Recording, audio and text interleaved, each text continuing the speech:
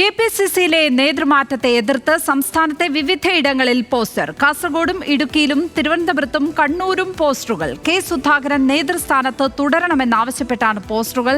Save Congress എന്ന പേരിലാണ് പോസ്റ്ററുകൾ പ്രത്യക്ഷപ്പെട്ടത്. അർജുൻ രാജ് ചേരുന്നു തിരുവനന്തപുരത്ത് നിന്ന്.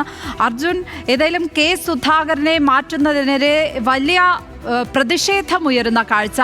ഇപ്പോൾ ഈ ഓരോ ദിവസം കഴിയുന്തോറും പോസ്റ്ററുകളുടെ എണ്ണവും കൂടുകയാണല്ലേ?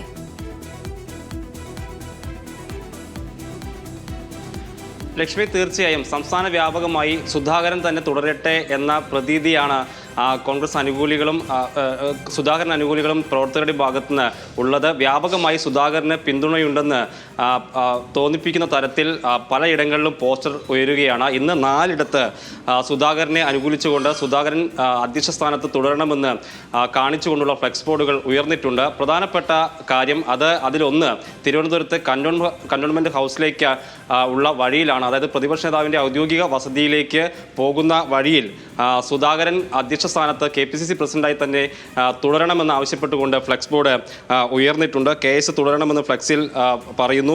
സുധാകരൻ തുടരട്ടെ, പിണറായി ഭരണം തുലയട്ടെ എന്നാണ് ഫ്ലെക്സിലെ വാചകം. യൂത്ത് കോൺഗ്രസിൻ്റെയും KSUവിൻ്റെയും പേരിലാണ് ഈ കന്റോൺമെന്റ് ഹൗസിലേക്കുള്ള വഴിയിൽ വെച്ചിട്ടുള്ള ഫ്ലെക്സ് ബോർഡിൽ പറയുന്നത്.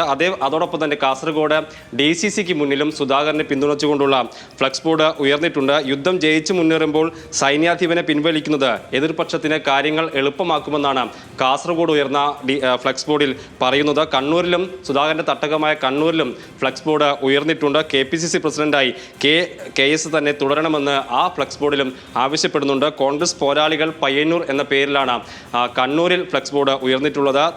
ഇടുക്കിയിലും വ്യാപകമായി ഫ്ലെക്സ് ബോർഡുകൾ ഉയരുകയാണ്. അതിൽ തൊടുപുഴയിലും മൂവാറ്റുപുഴയിലും ഇന്ന് സുധാകരനെ പിന്തുണച്ചുകൊണ്ടുള്ള ഫ്ലെക്സ് ബോർഡുകൾ വന്നിട്ടുണ്ട്. ധീരമായ നേതൃത്വമാണ് ഇപ്പോൾ ഉള്ളതെന്ന് ചൂണ്ടിക്കാണിച്ചുകൊണ്ടാണ് ഇടുക്കിയിലെ ഫ്ലെക്സ് ബോർഡുകൾ ഉള്ളത്. സുധാകരൻ മാറും, അത് സംബന്ധിച്ചുള്ള ചർച്ചകളും തീരുമാനങ്ങളുമൊക്കെ ഹൈക്കമാൻഡിൽ ഉണ്ടാവുകയാണ്. വൈകാതെ സംഭവിക്കുമെന്നുള്ള ചർച്ചകൾ സജീവമായിരിക്കുകയാണ്. ഇപ്പോൾ ഇത്തരത്തിൽ സംസ്ഥാന വ്യാപകമായി സുധാകരനെ പിന്തുണച്ചുകൊണ്ടുള്ള ഫ്ലെക്സ് ബോർഡുകൾ ഉയരുന്നത്. സുധാകരൻ മാറാനുള്ള തീരുമാനത്തിലേക്ക് ഏറെക്കുറെ എത്തിയെന്ന ചർച്ചകൾ വന്നിരുന്നു. പക്ഷേ പകരക്കാരൻ ആരാണ് എന്നതിൽ ഉടക്കിക്കൊണ്ടുള്ള ഒരു തീരുമാനം വൈകലാണ് ഇപ്പോൾ സംഭവിക്കുന്നതെന്നാണ് പല സുധാകരനെ മാറ്റിക്കൊണ്ട് ഒരു പകരം പേര് വളരെ വേഗത്തിൽ അനൗൺസ് ചെയ്തിരുന്നെങ്കിൽ ഇത്തരത്തിലുള്ള പ്രതിഷേധങ്ങൾ ഈ രീതിയിൽ ഇങ്ങനെ വിപുലപ്പെടില്ലായിരുന്നു അല്ലേ? ലക്ഷ്മി, തീർച്ചയായും അതാണ് ഏറ്റവും പ്രധാനപ്പെട്ടത്. അതായത് സുധാകരനെ മാറ്റാൻ ഹൈക്കമാൻഡ് തീരുമാനം എടുക്കുന്നു, അല്ലെങ്കിൽ അത്തരം വൈകാതെ ആ തീരുമാനം ഉണ്ടാകുമെന്ന് ഒരു പ്രതീതി വന്നെങ്കിലും പകരക്കാരൻ ആരാണ് എന്നതിൽ തട്ടിയാണ് ഇപ്പോഴും ഈ ചർച്ചകൾ തുടരുന്നത്. ആ നിലവിൽ പരാമർശിച്ചിട്ടുള്ള പേരുകൾ അത്ര ആത്മവിശ്വാസം ഹൈക്കമാൻഡിന് പോലും നൽകുന്നില്ല. ചില നേതാക്കൾക്കും അത്ര പരിചിതമല്ലാത്ത പേരുകൾ നേതൃസ്ഥാനത്തേക്ക് വരുന്നത് കോൺഗ്രസിന് ക്ഷീണം ചെയ്യുമെന്ന വിലയിരുത്തൽ ഉണ്ട്. അതാണ് ഇപ്പോൾ കോൺഗ്രസ് അനുകൂലികൾ കൂടി മുതലെടുക്കുന്നത്.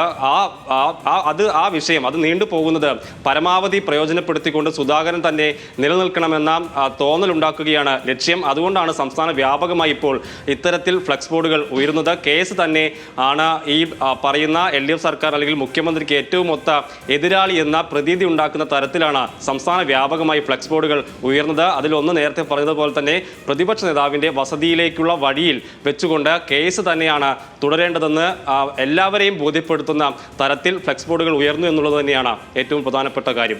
ലക്ഷ്മി, കേരളത്തിലെ കോൺഗ്രസ് പാർട്ടി അസാധാരണമായ ഒരു പ്രതിസന്ധിയിൽ കൂടി തന്നെയാണ് കടന്നു പോകുന്നത് എന്ന് വ്യക്തമാണ്. അർജുൻ രാജാണ് വിവരങ്ങൾ പങ്കുവച്ചത് തിരുവനന്തപുരത്ത് നിന്ന്.